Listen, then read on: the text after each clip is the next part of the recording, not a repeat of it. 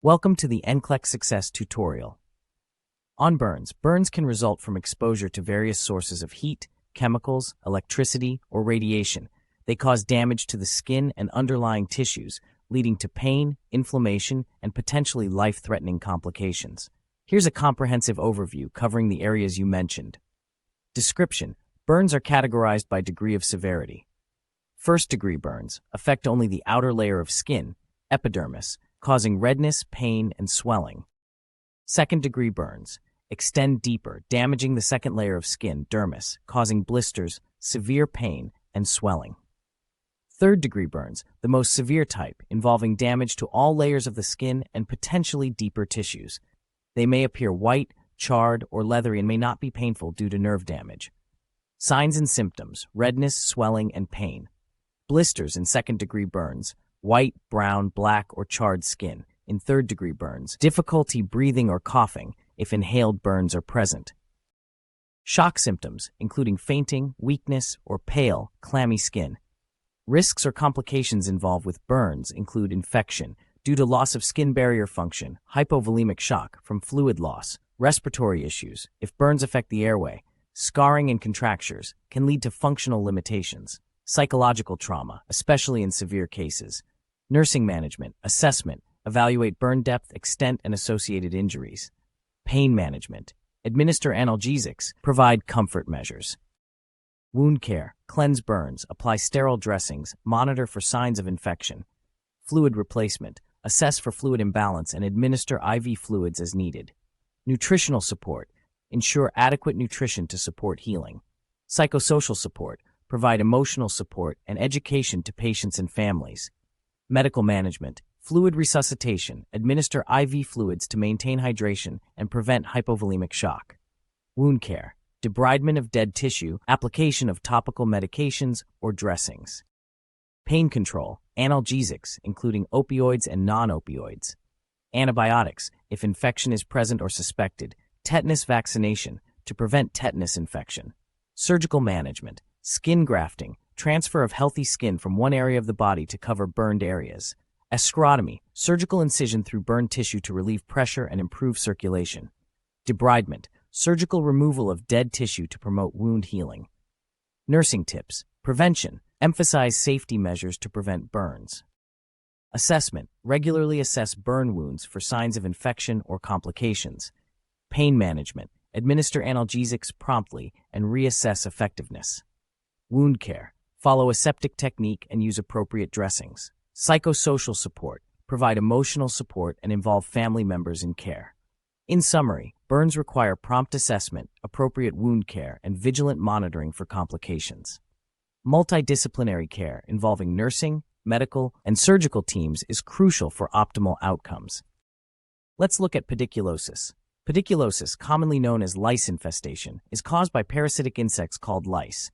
There are three main types: 1. Pediculus humanus capitis, head lice; 2. Pediculus humanus corporis, body lice; and 3. Thyrus pubis, pubic lice, crabs.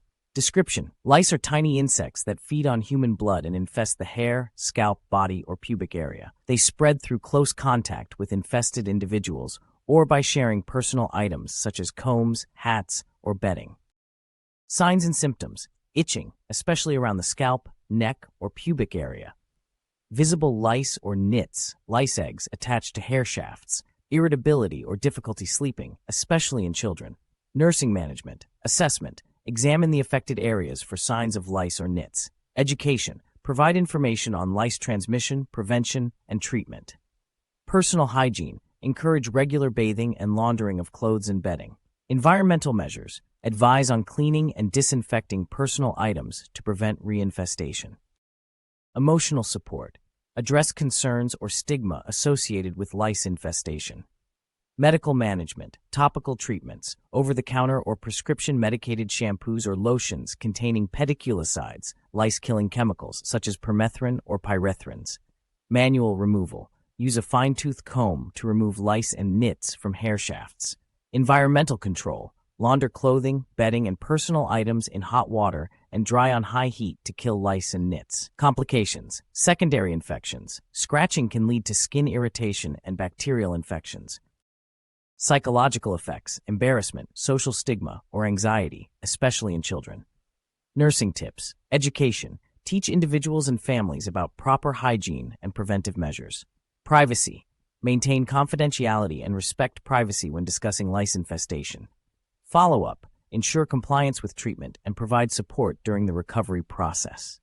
Community resources, provide information on support groups or community resources for additional assistance if needed. Now let's look at impetigo, another skin disorder.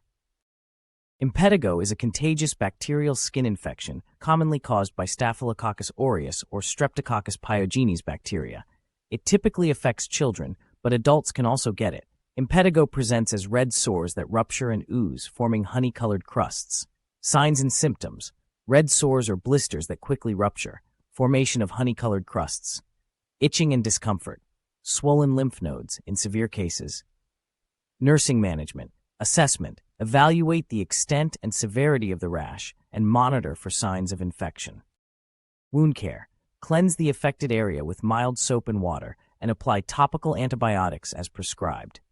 Prevention of spread, encourage good hygiene practices such as regular hand washing and avoiding sharing personal items. Medical management, topical antibiotics, application of mupirocin or fusidic acid cream or ointment. Oral antibiotics, if the infection is widespread or resistant to topical treatment, oral antibiotics such as dicloxacillin or cephalexin may be prescribed.